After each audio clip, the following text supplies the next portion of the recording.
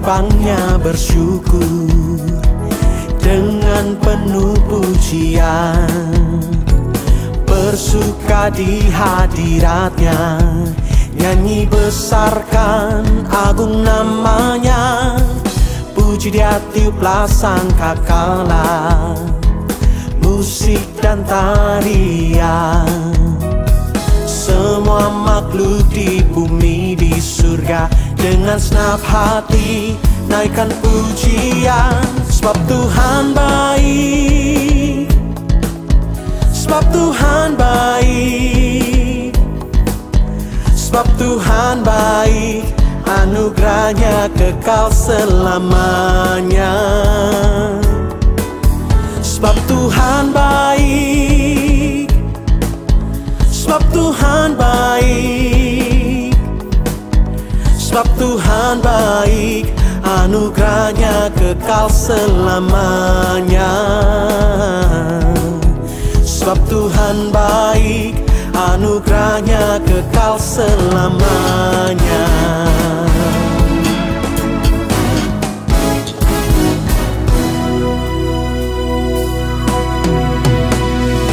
Yesus Kristus Allah Tuhanku, pencipta segalanya, datang sujud di hadapannya, angkat tanganmu, naikkan pujian, puji dia tiuplah sangkakala, musik dan tarian.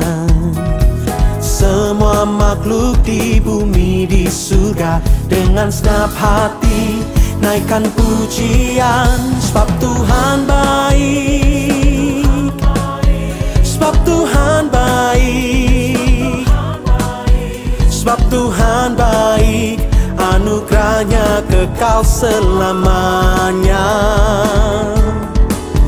Sebab Tuhan baik, sebab Tuhan baik, sebab Tuhan baik, anugerahnya kekal selamanya.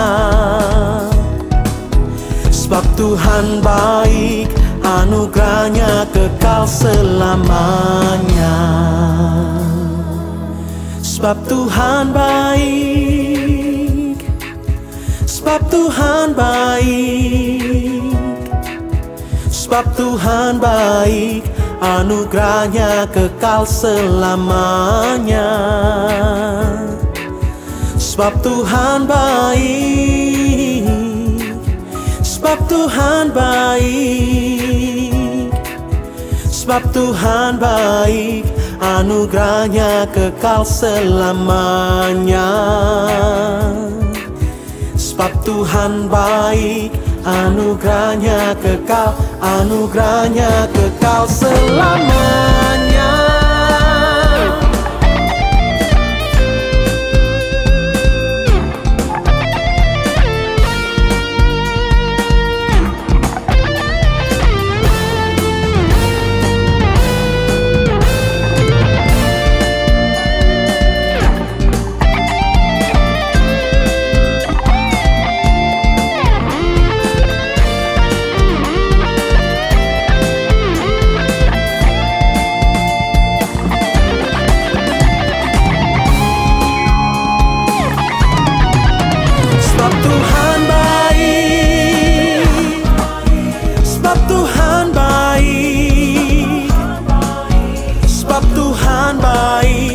Anugerahnya kekal selamanya. Sebab Tuhan baik, sebab Tuhan baik, sebab Tuhan baik, anugerahnya kekal selamanya. Sebab Tuhan baik, anugerahnya kekal selamanya. Sebab Tuhan baik, sebab Tuhan baik, sebab Tuhan baik, anugerahnya kekal selamanya. Sebab Tuhan baik, sebab Tuhan baik, sebab Tuhan baik, anugerahnya kekal selamanya. Sebab Tuhan baik, anugerahnya kekal selamanya. Sebab Tuhan baik, anugerahnya kekal selamanya.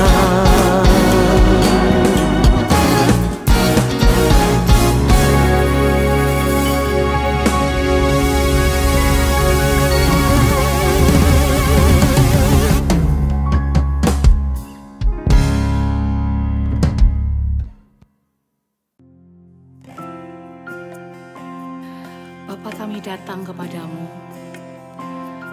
Kami mau bersyukur karena semua yang sudah Engkau kerjakan dalam hidup kami. Dan kami menyadari bahwa hidup kami semua hanya karena anugerah-Mu. Kami datang menyembah-Mu ya Tuhan.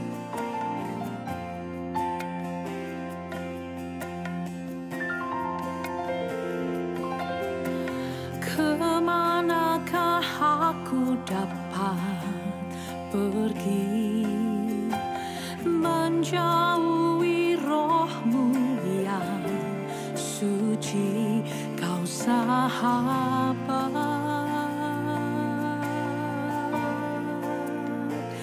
dan Kau dekat.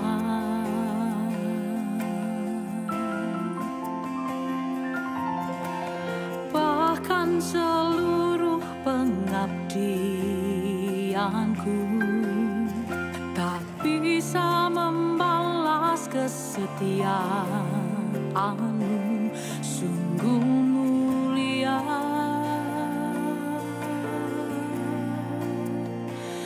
Dan berharga,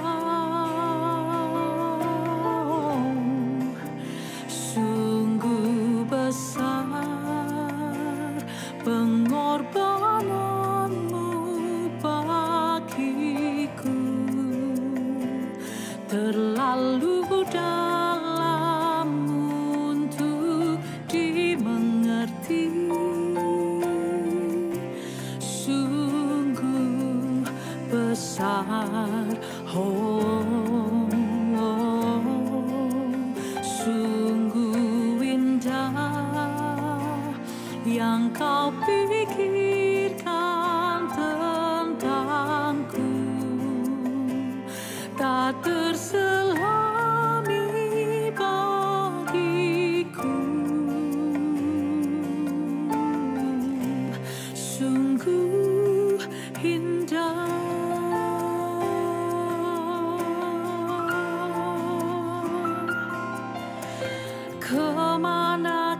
aku dapat pergi menjauhi roh-Mu yang suci, Kau sahabat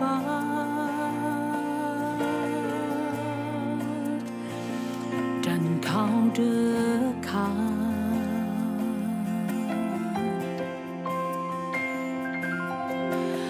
Bahkan seluruh pengabdianku tak bisa membalas kesetiaan-Mu, sungguh mulia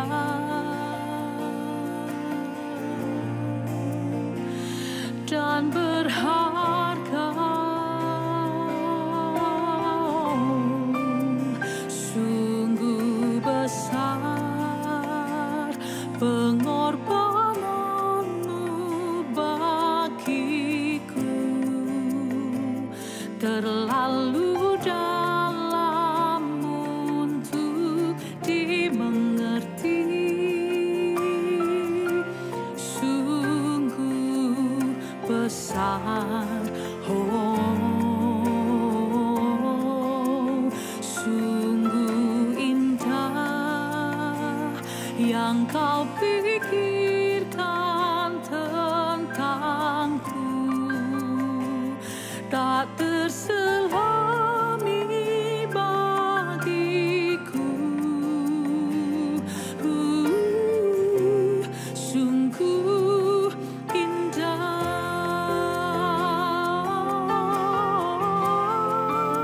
sungguh besar pengorbanan-Mu bagiku, terlalu dalam untuk dimengerti, sungguh besar, oh, sungguh indah yang Kau pikirkan tentangku, tak terselami bagiku. Sungguh indah, sungguh indah, sungguh indah.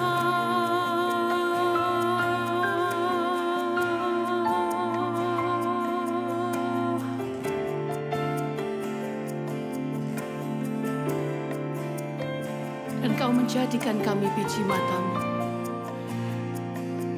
dan Engkau menjadikan kami berharga di hadapan-Mu, dan kami mulia, dan kami milik kepunyaan-Mu.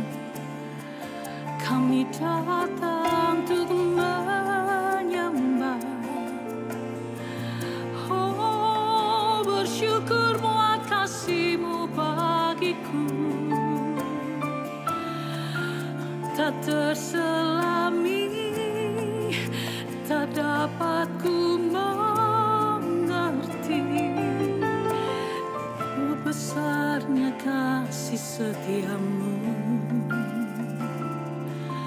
oh, cinta-Mu ajaib, kasih-Mu besar bagiku, Tuhan, ku hargai, oh, takkan pernah ku lupakan.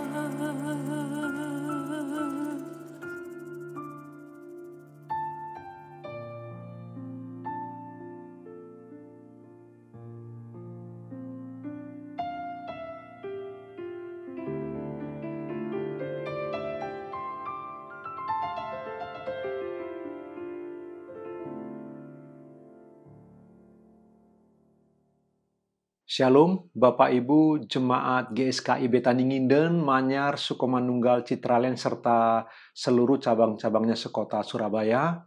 Kita bersyukur hari ini kita bisa beribadah kembali kepada Tuhan dan siang hari ini kita akan merenungkan kebenaran firman Tuhan. Namun sebelumnya mari kita tundukkan kepala, kita berdoa. Mari kita berdoa. Bapa, kami bersyukur hari ini di minggu ketiga bulan Februari tahun 2021 kami bersyukur karena rahmat-Mu. Engkau menuntun kami, Engkau memelihara dan menjagai kami, sehingga kami sampai dengan hari ini dalam keadaan sehat, terpelihara sempurna, bahkan berkesempatan beribadah dan mendengar firman-Mu. Kami bersyukur jika ini semua terjadi oleh karena rahmat-Mu saja Tuhan. Oleh karena belas kasihan dan kasih karunia-Mu yang terus memelihara kami dengan sempurna. Dan pada siang hari ini kami mau merenungkan kebenaran firman-Mu. Bapa yang baik, kami mohon belas kasihan-Mu, urapilah kami semua. Sementara kami mendengar kebenaran firman-Mu, biarlah roh-Mu menjamah hati dan pikiran kami. Anugerahkan pencerahan pikiran bagi kami supaya kami mengerti kebenaran firman-Mu dan melakukan dalam hidup kami masing-masing. Hamba-Mu yang banyak kekurangan dan kelemahan Tuhan Engkau menolong.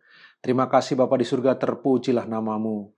Dimuliakan Kau senantiasa. Demi nama Tuhan Yesus Kristus, kekasih jiwa kami yang sejati kami berdoa. Amin. Hari ini Bapak Ibu kita akan merenungkan kebenaran firman Allah. Topik kita hari ini bertumbuh di tengah masa sukar. Itulah tema kita yang kita akan renungkan bersama-sama beberapa menit ke depan.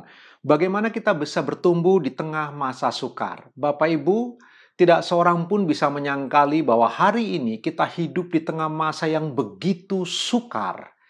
Kita mengalami masa-masa yang sulit di tengah pandemi seperti ini. Tapi bukan hanya orang Kristen, bukan hanya di Indonesia. Di seluruh dunia kita mengalami masa sukar yang sama. Ekonomi mengalami keterpurukan, pergaulan kita mengalami batasan-batasan, rumah tangga kita mengalami dampak oleh karena pandemi ini, dan lain sebagainya. Pendek kata, apapun iman kita, apapun kepercayaan kita, semua orang sedang mengalami masa sukar saat-saat ini.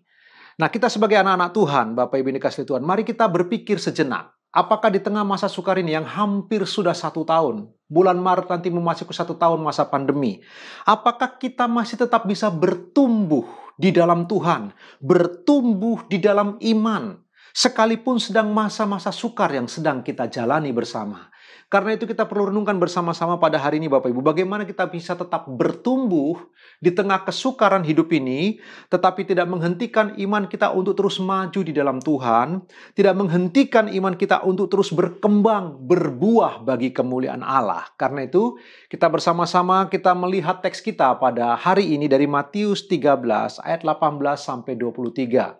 Bapak Ibu boleh baca nanti di rumah masing-masing dari mulai Matius pasal 13 ayat 1 sampai ayat 23. Tapi hari ini saya akan membacakan dari ayat 18 sampai 23 dari Injil Matius pasal 13. Firman Allah berkata demikian, Matius pasal yang ke-13 ayat 18. Firman Allah berkata, "Karena itu, dengarlah arti perumpamaan penabur itu. Kepada setiap orang yang mendengar firman tentang kerajaan surga, tetapi tidak mengertinya, datanglah si jahat dan merampas yang ditaburkan dalam hati orang itu. Itulah benih yang ditaburkan di pinggir jalan. Benih yang ditaburkan di tanah yang berbatu-batu ialah orang yang mendengar firman itu dan segera menerimanya dengan gembira. Tetapi ia tidak berakar dan tahan sebentar saja. Apabila datang penindasan atau penganiayaan karena firman itu, orang itu pun segera murtad." Ayat yang ke-22. "Yang ditaburkan di tengah semak duri ialah orang yang mendengar firman itu, lalu kekhawatiran dunia ini dan tipu daya kekayaan menghimpit firman itu sehingga tidak berbuah." Ayat terakhir Bapak Ibu, "Yang ditaburkan di tanah yang baik ialah orang yang mendengar firman itu dan mengerti. Dan karena itu ia berbuah. Ada yang 100 kali lipat, ada yang 60 kali lipat, ada yang 30 kali lipat." Yang diberkati mereka yang membaca firman Allah, merenungkannya, menyimpan dalam hati, serta melakukan kebenaran firman Tuhan dalam hidup mereka sehari-hari. Amin.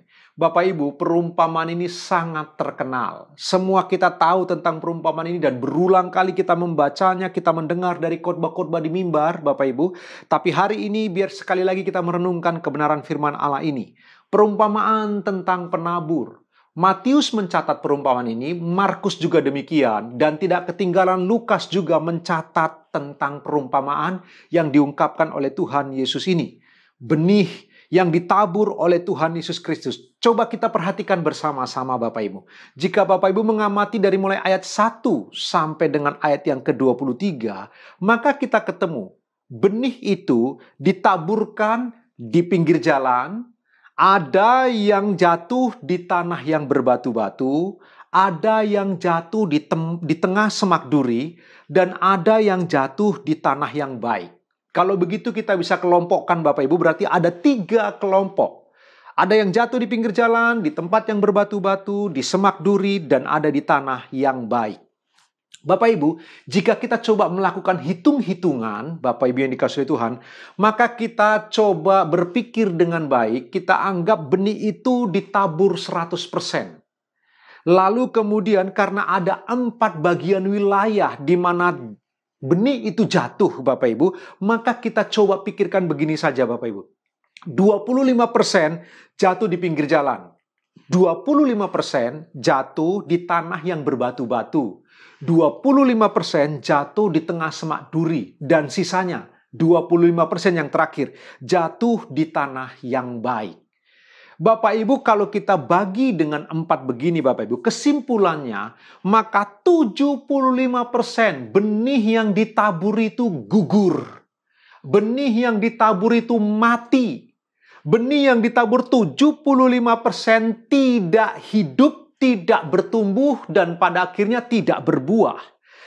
Hanya 25% yang hidup, yang bertumbuh, lalu kemudian berbuah. Berbuah 100 kali lipat, 60 kali lipat, bahkan 30 kali lipat. Bapak Ibu yang dikasihi Tuhan, mari kita renungkan bagian ini bersama-sama. Perhatikanlah, kalau kita melihat perumpamaan ini dengan baik. Ingatlah, penaburnya sama. Tuhan Yesus Kristus yang menabur firman Tuhan. Benih yang ditabur sama. Firman Tuhan yang suci. Firman Allah yang benar. Firman Allah yang memerdekakan. Waktu menaburnya sama. Bapak Ibu yang dikasihi Tuhan, iklim geografisnya sama. Tapi hasilnya berbeda. Coba sekali lagi Bapak Ibu renungkan. Penaburnya adalah Sang Maha Guru yang agung luar biasa. Tuhan Yesus Kristus, Maha Guru yang luar biasa. Apapun yang dia lihat, bisa dia pakai sebagai sarana untuk menyabrangkan kebenaran. Waktu dia lihat burung, dia berkata, tidak ada satu burung jatuh hanya karena kelaparan. Burung pun dipelihara oleh Tuhan. Waktu dia melihat bunga bakung, dia berkata, Salomo dengan segala kemegahannya tidak berpakaian seindah bunga bakung. Waktu dia lihat rumput di ladang, dia beri perumpamaan tentang rumput. Perhatikan rumput yang hari ini ada, besok kering. Tetapi Tuhan pelihara luar biasa. Jadi Tuhan Yesus itu Maha Guru. Apapun yang dia lihat, dia bisa seberangkan kebenaran. Namun Bapak Ibu, sekalipun Maha Guru yang mengajarkan, Maha Guru yang menabur benih itu, ternyata Bapak Ibu, kita tahu yang bertumbuh 25%.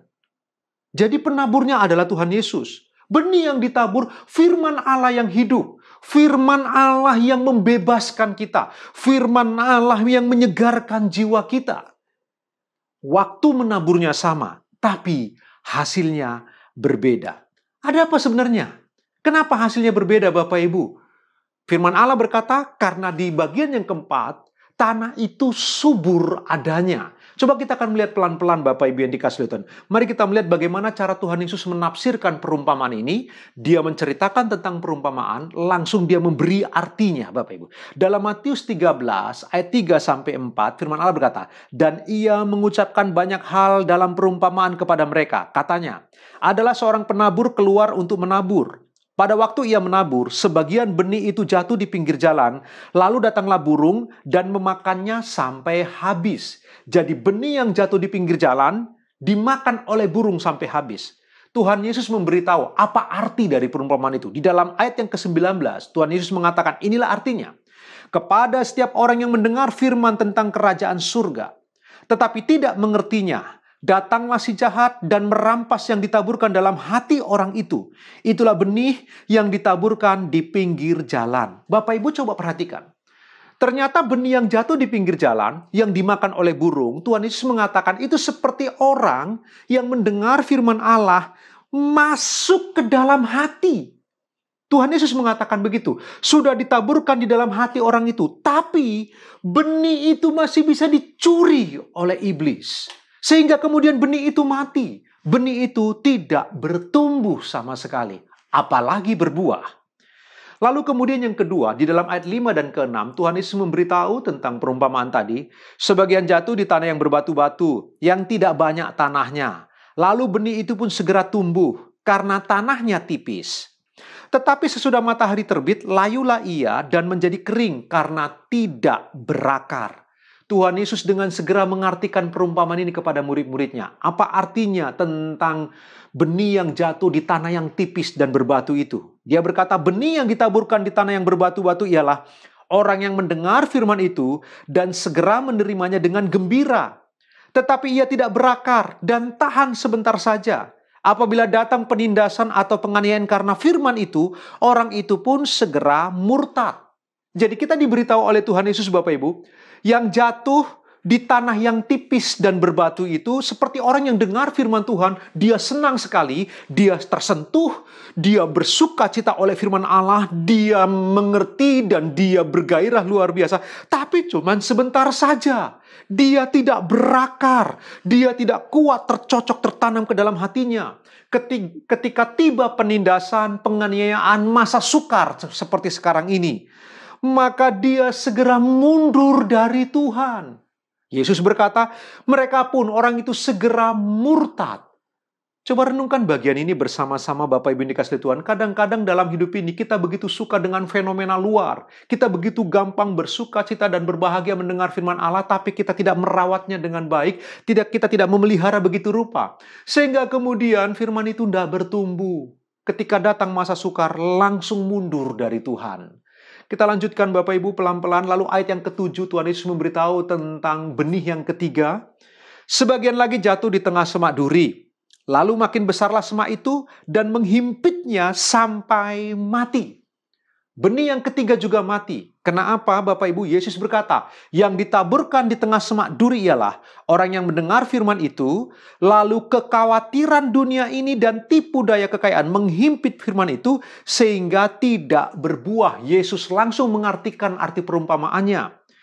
Benih yang jatuh di semak duri itu seperti orang yang dengar firman Tuhan, tapi karena kekhawatiran dunia ini, ditambah tipu daya kekayaan dunia ini, menghimpit firman itu. Sehingga dia tidak berbuah, dia mati, dihimpit oleh kekhawatiran dan kekayaan dunia. Bapak Ibu, benih yang ketiga juga mati. Oleh karena kekhawatiran, oleh karena tipu daya kekayaan dunia ini. Dan pada akhirnya ayat yang ke-8, Tuhan Yesus memberi arti dari perumpamaan bagian yang keempat atau benih yang keempat ini. Dan sebagian jatuh di tanah yang baik, lalu berbuah. Ada yang 100 kali lipat, ada yang 60 kali lipat, ada yang 30 kali lipat.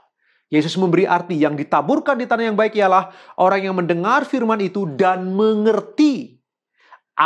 Dan karena itu ia berbuah. Ada yang 100 kali lipat, ada yang 60 kali lipat, ada yang 30 kali lipat. Bapak Ibu yang dikasihi Tuhan, coba perhatikan perumpamaan ini bersama-sama. Ingat tadi, penaburnya sama, Tuhan Yesus Kristus. Ditaburkan benih yang sama, firman Allah yang suci, firman Allah yang benar, firman Allah yang memerdekakan. Lalu kemudian waktu menaburnya bersama-sama, Bapak Ibu, bahkan iklim geografisnya sama. Tapi hasilnya berbeda. 3 benih mati, 75% mati, tidak bertumbuh, dan pada akhirnya tidak berbuah. Hanya 25% yang kemudian bertumbuh, berbuah 100 kali lipat, 60 kali lipat, dan 30 kali lipat. Kelompok bagian yang keempat tadi yang diberitahu oleh Tuhan Yesus, yang jatuh di tanah yang subur itu. Kenapa mereka bisa bertumbuh? Apakah mereka begitu istimewa sehingga mereka kemudian tidak mengalami pencobaan dari iblis? Iblis tidak berusaha mencuri firman dari hati mereka? Tidak mungkin. Kelompok yang keempat ini juga adalah orang-orang yang mendengar firman Allah dari guru yang sama, firman Allah yang sama, di tempat yang sama. Jadi kalau mereka bertumbuh, bukan karena mereka tidak dicobai oleh iblis. Bukan karena iblis tidak berusaha mencuri firman itu dari hati mereka. Bukan Bapak Ibu, mereka orang-orang ini tidak mendapat keistimewaan. Mereka tidak punya privilege tertentu. Bapak Ibu, jika memang orang ini dilindungi begitu rupa, kelompok yang keempat ini, yang berbuah sampai 100 kali lipat, jika orang-orang ini dilindungi dari pencobaan akan setan, dilindungi oleh Allah supaya firman itu jangan dicuri oleh iblis, maka kalau cuma kelompok ini yang dilindungi oleh Tuhan, berarti Tuhan tidak adil. Kenapa 3 kelompok yang lain tidak dilakukan hal yang sama? Bapak Ibu, karena itu kelompok yang keempat ini, mereka pun diuji. Mereka pun, iblis juga ingin mencuri firman itu dari hati mereka. Perhatikanlah, lalu mengapa mereka bisa bertumbuh? Sementara yang lain tidak. Apakah mereka ini tidak mengalami kekhawatiran?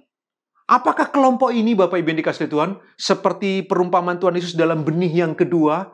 Apakah kelompok ini tidak mengalami penganiayaan, tidak mengalami kesukaran hidup? Tidak mengalami kesulitan-kesulitan, mereka juga mengalami. Pasti mereka mengalami kesulitan, mereka juga mengalami penganiayaan, mereka juga mengalami intimidasi dari firman Allah yang mereka dengar. Karena mereka belajar melakukan firman Allah, mereka pun mengalami suasana yang sulit pasti Bapak Ibu.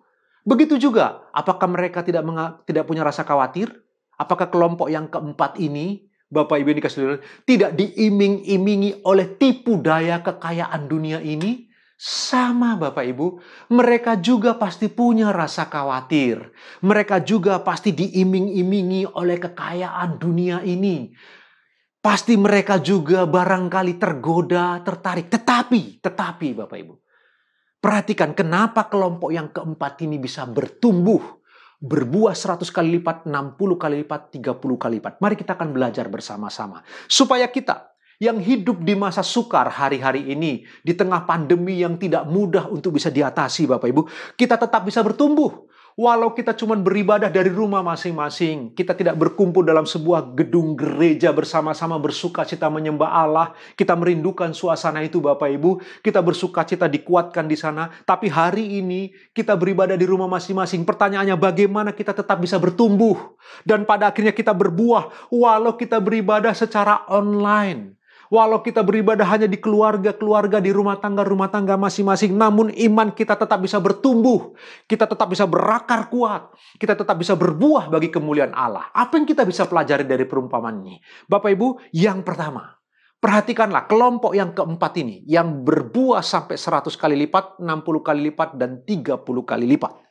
Mereka bisa berbuah luar biasa. Firman Allah yang ditaburkan oleh guru yang sama, firman yang sama, situasi yang sama, tapi mereka bisa berbuah luar biasa. Yang pertama karena mereka menolak untuk mati. Tanda kutip Bapak Ibu ya.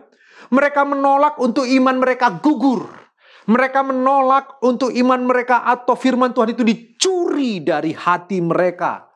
Bapak Ibu yang dikasihi Tuhan, mereka orang-orang yang memutuskan untuk menjaga firman itu, mengerti firman itu, lalu melakukan firman yang mereka mengerti itu. Dan pada akhirnya ketika mereka memelihara firman itu, sehingga firman itu bertumbuh, lalu berbuah, mereka menolak untuk mati. Sekali lagi tanda kutip Bapak Ibu ya, quote and quote. Mereka menolak iman mereka mati. Mereka tidak mau di tengah kesulitan seperti apapun. Bagaimanapun iblis berusaha mencuri firman itu, benih firman itu. Mereka memutuskan Bapak Ibu untuk menolak gugur dalam iman. Mereka menolak untuk sesuatu yang jahat mencuri firman di hati mereka. Bapak Ibu yang dikasihi Tuhan, mari kita di rumah masing-masing, waktu kita sedang beribadah seperti ini mendengar kebenaran firman Allah, mari kita bersama bertumbuh.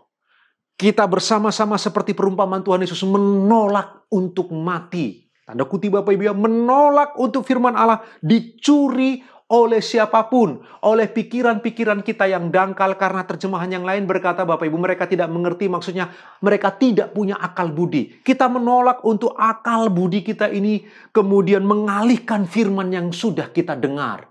Pegang firman Allah, rawat dengan baik benih firman itu. Biarkan dia bertumbuh dan berbuah-buah. Bapak Ibu yang dikasihi Tuhan, ayo kita belajar bersama-sama. Hanya ketika Bapak Ibu dan saya berjuang untuk mempertahankan firman yang kita dengar, mempertahankan firman yang kita baca, dengan berjuang memeliharanya di tengah masa sukar pun, kita tetap bisa bertumbuh. Bapak Ibu, saya mau cerita tentang Kate Caldwell. Saya kurang tahu bagaimana penyebutan nama orang ini. Kate Caldwell. Kate Caldwell adalah seorang pilot pesawat tempur dari Western Front dalam Perang Dunia Pertama. Bapak Ibu, dia adalah seorang Selandia Baru, seorang New Zealand Bapak Ibu. Lalu kemudian dia lulus dari sekolah penerbangan New Zealand Flying School.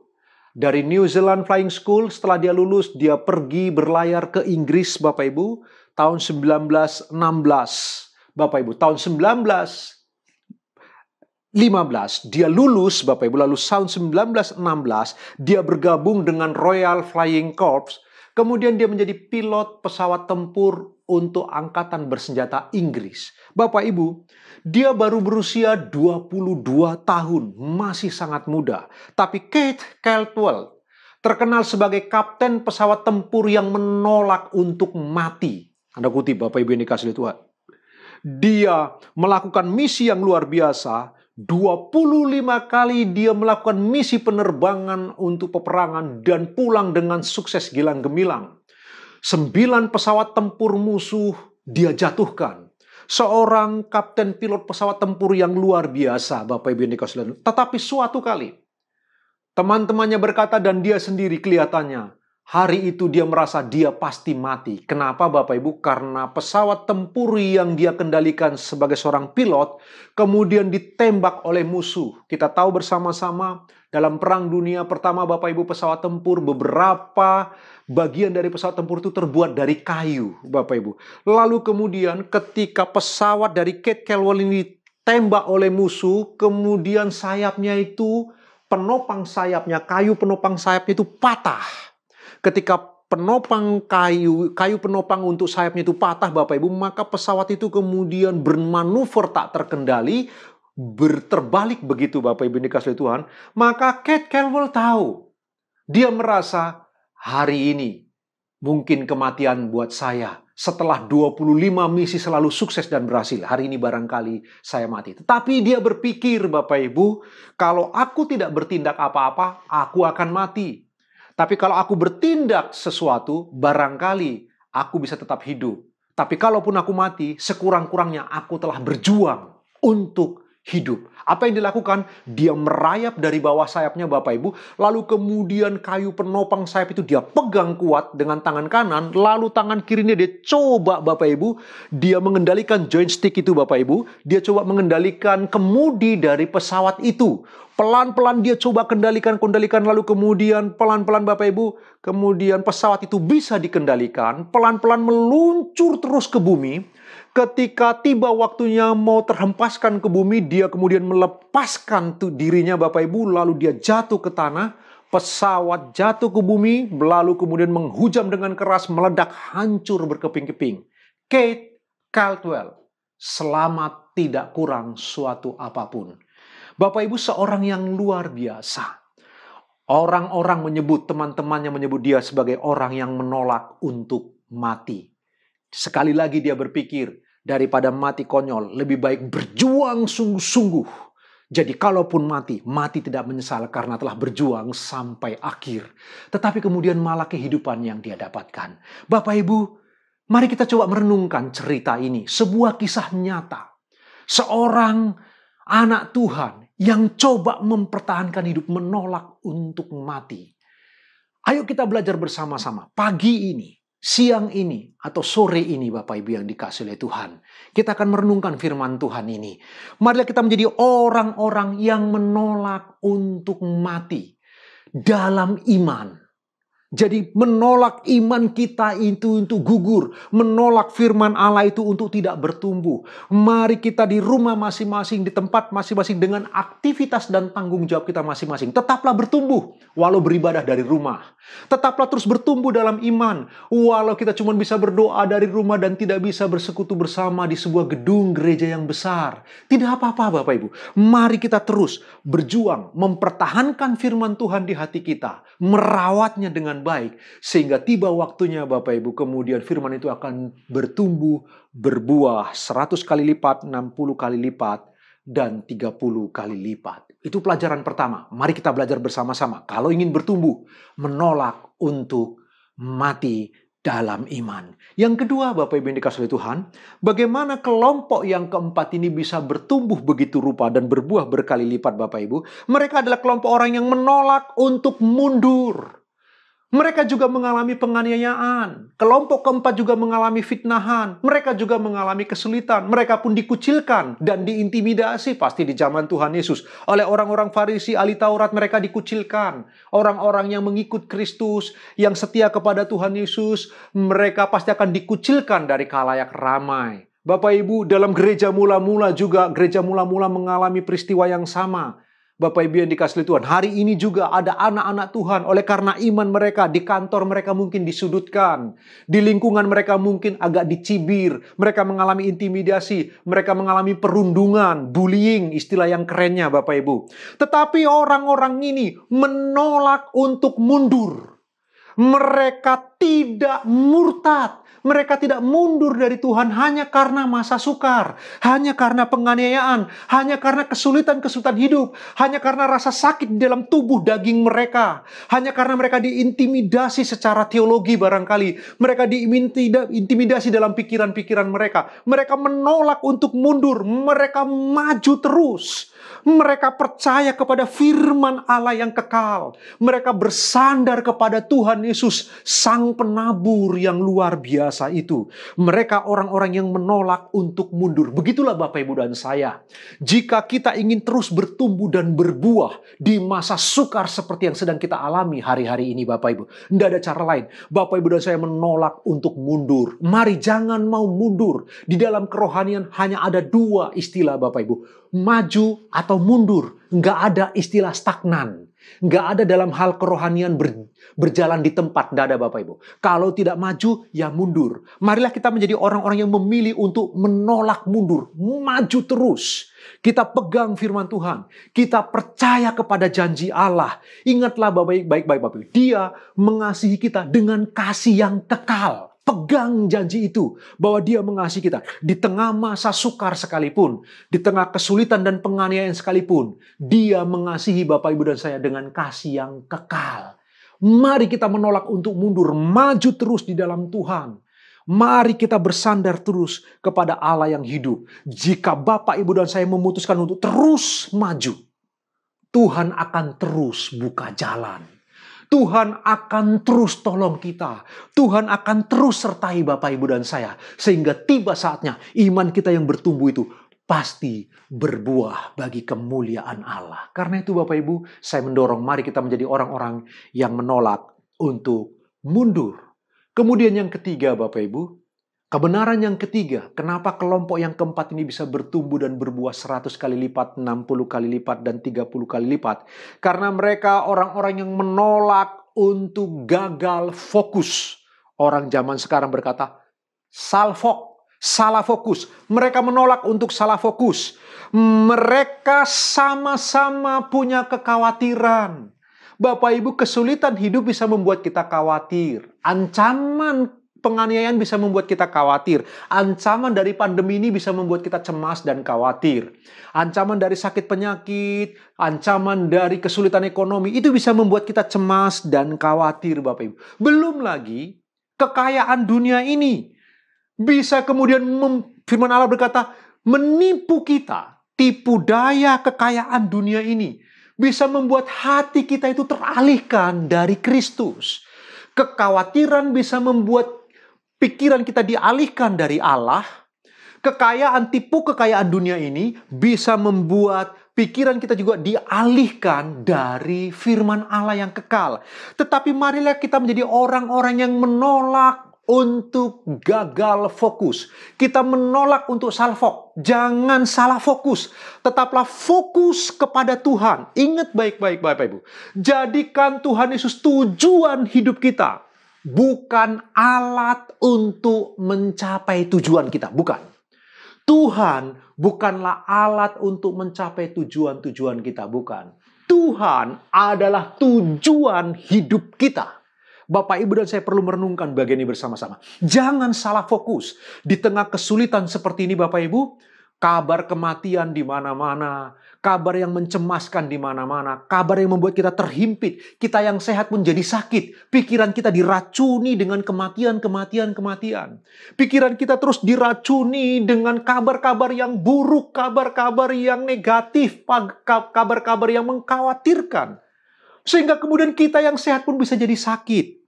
Tapi hari ini Bapak Ibu, mari kita menjadi orang-orang yang tidak gagal fokus. Tetaplah fokus kepada Kristus. Sekali lagi, jadikan Kristus tujuan hidup kita. Bukan alat untuk mencapai tujuan hidup kita, bukan. Tetapi Kristus adalah tujuan hidup kita.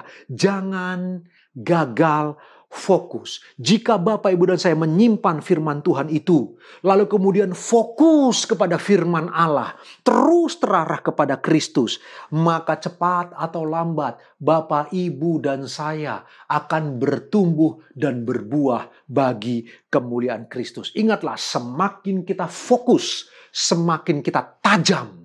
Semakin kita tajam Bapak Ibu, semakin kita efektif. Semakin kita efektif, maka Allah akan memberkati kita lebih banyak kepercayaan lagi dalam hidup kita. Semakin banyak Allah mempercayakan sesuatu kepada kita Bapak Ibu, semakin banyak Dia memberi kita kekuatan dan penghiburan. Semakin banyak Dia memberikan kita sukacita dan damai sejahtera. Fokuslah, sehingga kau menjadi orang-orang yang tajam. Kalau engkau tajam, engkau menjadi orang-orang yang begitu efektif dan dinamis. Dan melalui kehidupan kita, Allah dipermuliakan. Mari Bapak Ibu, kita bersama-sama menolak untuk gagal fokus. Teruslah fokus, walau hanya beribadah di rumah masing-masing. Walau hanya beribadah di tempat kita masing-masing Bapak Ibu, tapi kita tetap bisa fokus kepada Tuhan Yesus Kristus. Karena Tuhan pun ada di rumahmu. Tuhan pun ada di tengah-tengah ibadahmu saat ini. Tuhan pun ada di tengah-tengah doa, pujian, penyembahanmu. Karena itu, mari kita belajar bersama-sama untuk tidak mau gagal fokus. Kita menolak untuk gagal fokus. Pelajaran yang terakhir Bapak Ibu. Bagaimana supaya kita bertumbuh, berbuah berkali lipat Bapak Ibu. Mari kita menjadi pribadi-pribadi yang memilih untuk bertumbuh. Kelompok yang keempat ini, mereka mengerti firman Allah di dalam hati mereka. Mereka memelihara dengan baik Bapak Ibu. Mereka menyiraminya, mereka menjagainya Bapak Ibu. Lalu kemudian firman Allah itu bertumbuh, berbuah-buah luar biasa. Mari kita menjadi orang-orang yang memilih untuk bertumbuh. Bapak Ibu yang dikasihi oleh Tuhan. Pilihan ada di tangan Bapak Ibu dan saya. Ingatlah baik-baik firman Allah. Tuhan Yesus menaburkan ke dalam hati Bapak Ibu melalui kami para hamba Tuhan. Firman Allah yang sama yang ditaburkan di hati Bapak Ibu. Waktunya sama, situasinya sama. Tapi pada akhirnya Bapak Ibu, pilihan ada di tanganmu. Apakah engkau memilih untuk bertumbuh atau engkau memilih untuk gugur? Bapak Ibu, saya mendorong pilihlah untuk bertumbuh bersama Bapak Ibu yang dikasihi Tuhan. Roh Tuhan dalam diri Bapak Ibu dan saya akan memampukan kita untuk terus bertumbuh. Bapak Ibu yang dikasihi Tuhan, Roh Tuhan, karya penebusan Kristus di dalam diri kita, karya yang begitu luar biasa itu, tidak mungkin akan sia-sia di dalam diri Bapak Ibu dan saya. Dia yang telah mati di kayu salib. Supaya Bapak Ibu dan saya terus beriman kepada Dia, diselamatkan di dalam Dia. Marilah kita memilih untuk bertumbuh di dalam iman bagi kemuliaan Allah. Hari ini Bapak Ibu, saya akan tutup renungan firman Tuhan ini dengan cerita. Saya punya seorang teman, suami istri, Bapak Ibu yang dikasihi Tuhan, seorang anak Tuhan yang mengasihi Tuhan. Mereka belajar terus bertumbuh. Mereka menjaga supaya iman mereka jangan gugur, Bapak Ibu yang dikasihi Tuhan. Suami istri ini tidak bergereja di tempat kami, tapi mereka sering datang ke gereja sebagai simpatisan. Mereka anggota dari gereja lain, Bapak Ibu. Namun kami bersahabat dengan sangat baik. Istrinya, Bapak Ibu, punya satu penyakit, jenis penyakit langka. Karena itu beliau kami panggil sebagai seorang survivor, penyintas, Bapak Ibu yang dikasihi Tuhan. Penyakitnya itu ada kelainan di dalam darahnya. Karena penyakitnya itu Bapak Ibu yang dikasihi Tuhan, dia banyak mengalami kesulitan. Bahkan suaminya pernah mengalami kebangkrutan yang luar biasa. Harta dijual, ruko, rumah terjual untuk pengobatan istri yang dia cintai. Sahabat saya ini Bapak Ibu yang dikasihi Tuhan. Tidak mudah mereka mengalami situasi sakit yang luar biasa itu. Lalu kemudian Bapak Ibu, dokter memvonis karena kelainan darahnya Bapak Ibu, trombositnya itu selalu rendah Bapak Ibu yang dikasihi oleh Tuhan. Pernah suatu kali trombositnya 0. Jadi kalau hari ini dia masih hidup hanya karena anugerah Allah. Dokter di Malaka sampai bingung. Bagaimana mungkin orang trombositnya 0 masih hidup? Baru-baru ini kumat lagi Bapak Ibu, lalu kami datang ke rumah sakit untuk besuk Bapak Ibu. Trombositnya tinggal 1000. Waktu tinggal 1000 dia masih bisa ngobrol dengan kami, tertawa dengan kami berdoa bersama. Dokter bingung. Dokter yang ada di Batam berkata, "Ibu, trombosit tinggal 1000 masih bisa tertawa tersenyum." Yang lain sudah game over Bapak Ibu. Bahkan dia pernah 0 trombositnya. Bapak Ibu yang dikasihi oleh Tuhan, harta habis terjual. Bahkan dokter menvonis, ibu ini tidak boleh punya anak. Kenapa? Karena resiko kalau bleeding, pendarahan Bapak Ibu yang dikasihi oleh Tuhan, itu akan sangat mematikan untuk ibu ini. Oleh karena kelainan darah dalam dirinya. Tapi tahukah Bapak Ibu hari ini, anaknya 2. Dua-dua laki-laki ganteng-ganteng. Vonis dokter mengatakan tidak boleh punya anak karena akan mematikan nyawa taruhannya untuk ibu ini. Tetapi ibu ini walaupun punya kelainan darah, Bapak Ibu, terus imannya bertumbuh. Dia tidak mau firman Allah gugur di hatinya. Dia menyimpan janji Allah. Dia terus bertumbuh Bapak Ibu yang dikasihi oleh Tuhan. Dan dia Bapak Ibu, hari ini, dia masih sakit. Dia berkata kepada saya, "Pak John, 23 tahun saya menjalani sakit ini. Di tengah kesukaran hidup, hari ini ada pandemi. Usahanya juga pasti mengalami kesulitan. Usaha suami juga mengalami kesulitan. Dia sendiri mengalami kesulitan." Bapak Ibu yang dikasihi Tuhan. Itu sebabnya beberapa waktu lalu ketika dia masuk ke rumah sakit, Bapak Ibu yang dikasihi Tuhan, kami cukup cemas. Bapak Ibu. Oleh karena apa? Pandemi ini juga mengerikan. Kita ke rumah sakit pun sekarang cukup menakutkan, Bapak Ibu yang dikasihi Tuhan. Tetapi apa yang saya mau beritahu? Ibu ini 23 tahun mengalami penyakit yang mematikan, kelainan darah, pernah kehabisan trombosit 0 sama sekali. Tetapi imannya tidak pernah gugur. Janji firman Allah tidak pernah gugur. Dia pegang kuat. Dia percaya kepada janji Allah. Dia setia terus. Bahkan melalui sakit ini dia semakin bergantung kepada Tuhan. Dia terus bertumbuh. Sekalipun hanya beribadah di rumah, kadang-kadang dia datang ibadah Bapak Ibu secara live di gereja kami, tapi kadang-kadang dia online saja Bapak Ibu, tetapi dia terus bertumbuh dan bertumbuh. Hari ini Bapak Ibu, penyakitnya sembuh? Tidak. Penyakitnya belum sembuh. Masih harus berjuang. Tetapi saya mau beritahu kepada Bapak Ibu, rohaninya sehat, imannya kuat, keluarganya sepakat, keluarganya harmonis, keluarganya kompak bersama-sama. Mereka bergandengan tangan terus memutuskan untuk mengasihi Kristus, mencintai Kristus, fokus kepada Tuhan Yesus Kristus. Penyakitnya belum selesai, masalah belum selesai, tapi iman mereka tidak pernah mati. Mereka terus bertumbuh. Mereka terus bertumbuh. Kenapa? Karena mereka memilih untuk bertumbuh. Bagi mereka Bapak Ibu yang sakit seperti mereka, bukan hanya mereka saja. Bagi ibu ini yang sakit seperti itu bukan hanya dia saja. Bapak Ibu, siapapun bisa mengalami sakit ini. Bagi dia yang mengalami kesukaran hidup bukan hanya rumah tangga mereka. Orang lain juga mengalami kesukaran hidup. Karena itu mereka memutuskan kalau semua orang juga bisa mengalami sakit yang sama, aku juga bisa sakit yang sama. Kenapa tidak fokus saja kepada Tuhan daripada fokus kepada sakit? Kenapa tidak fokus kepada firman Allah untuk terus bertumbuh daripada fokus kepada situasi pandemi yang tidak menentu, situasi wabah yang menakutkan ini? Jauh lebih baik fokus kepada Kristus. Kita beroleh penghiburan, kita beroleh kekuatan, iman kita bertumbuh, kita diberi kemampuan untuk menghadapi situasi yang paling sulit sekalipun. Hari ini Bapak Ibu yang dikasihi Tuhan, saya menantang kita semua. Mari bersama-sama kita kuatkan hati kita. Apapun yang terjadi, situasi mungkin belum mereda, masa sukar ini mungkin belum lewat, tapi tetaplah bertumbuh. Tetaplah bertumbuh, Bapak Ibu. Dan pada akhirnya kita akan berbuah bagi kemuliaan Allah. Karena itu Bapak Ibu, penutup dari khotbah ini, saya ingin mengatakan, perhatikan perumpamaan ini. Apa yang Tuhan Yesus mau maksudkan? Dia mau mengatakan begini Bapak Ibu dikasihi Tuhan. Sekalipun ada 75% barangkali benih itu gugur. Hanya 25% yang bertumbuh 100 kali lipat, 60 kali lipat, 30 kali lipat. Pesan Tuhan Yesus tegas, tetaplah menabur. Inilah poin yang penting Bapak Ibu. Di situasi masa sukar seperti ini, mari kita menolak untuk mati dalam iman.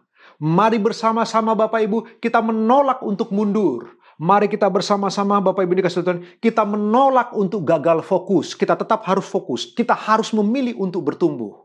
Kita harus menjaga firman Tuhan itu di hati kita. Sambil Bapak Ibu dan saya teruslah menabur. Kita wajib menabur Bapak Ibu. Perhatikan, Tuhan Yesus mau mengajarkan para murid harus tetap menabur. Walaupun benih ada yang jatuh di pinggir jalan, di batu-batu, di semak duri yang menghimpit, tapi tiba waktunya akan ada benih yang jatuh di tanah yang subur. Karena itu tetaplah menabur Bapak Ibu. Engkau harus tetap menabur kebenaran, menabur kesucian, menabur kebaikan, bahkan menabur materimu untuk gereja, menabur untuk sesama orang yang mengalami kesusahan di masa pandemi ini. Teruslah menabur. Barangkali ada taburanmu yang jatuh di pinggir jalan dan dimakan oleh iblis. Barangkali ada taburanmu yang jatuh di tanah yang berbatu sehingga kemudian mereka mundur daripadamu. Barangkali engkau menabur, ada yang jatuh di semak duri oleh karena kekhawatiran dunia ini yang kau tabur malah tidak berbuah. Tetapi percayalah, Tuhan Yesus mau memberitahu dari perumpamaan ini.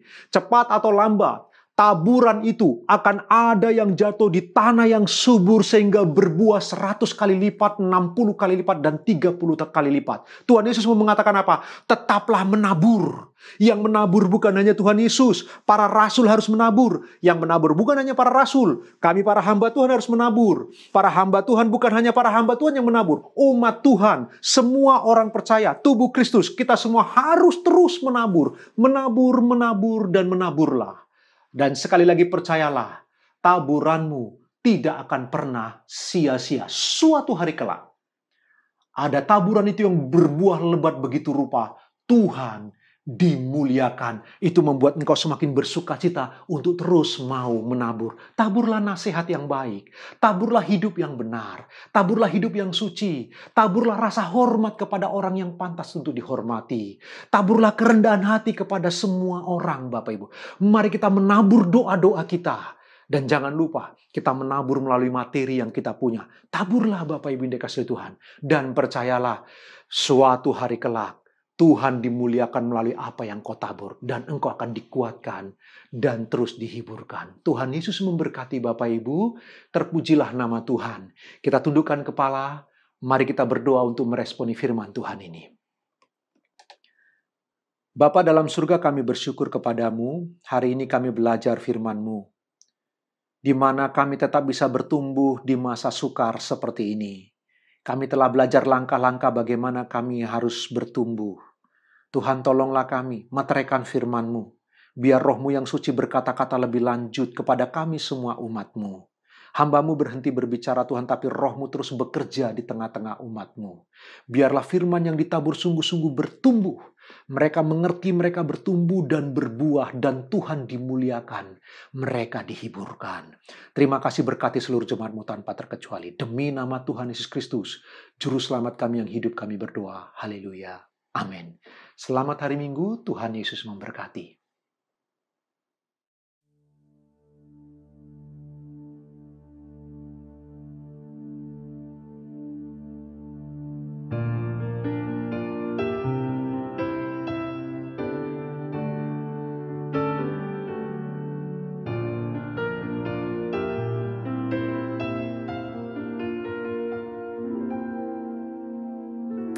Will make a way where there seems to be no way.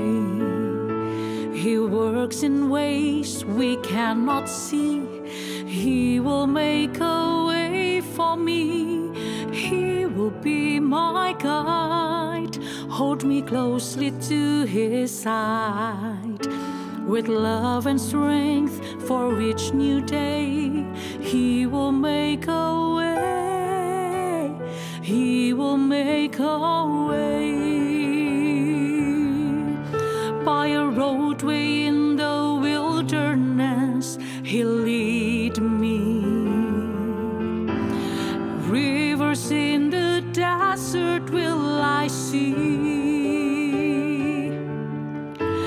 Heaven and earth will fade, but His word will still remain, and He will do something new today. Dia buka jalan saat tiada jalan, dengan cara yang ajaib. Dia buka jalan bagiku, Dia membimbingku dan memeluk diriku. Dengan kasih dan kuasa-Nya Dia buka jalan, Dia buka jalan. Di belantara Dia tetap menuntunku. Sungai di gurun ku temui, langit bumi kan lenyap, tapi firman-Nya tetap.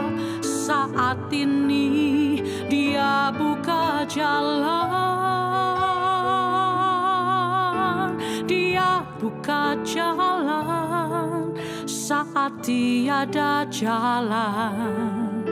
Dengan cara yang ajaib Dia buka jalan bagiku. Dia membimbingku dan memeluk diriku. Dengan kasih dan kuasa-Nya Dia buka jalan, Dia buka jalan. Dengan kasih dan kuasa-Nya Dia buka jalan, Dia buka jalan. Dengan kasih dan kuasa-Nya Dia buka jalan, Dia buka jalan.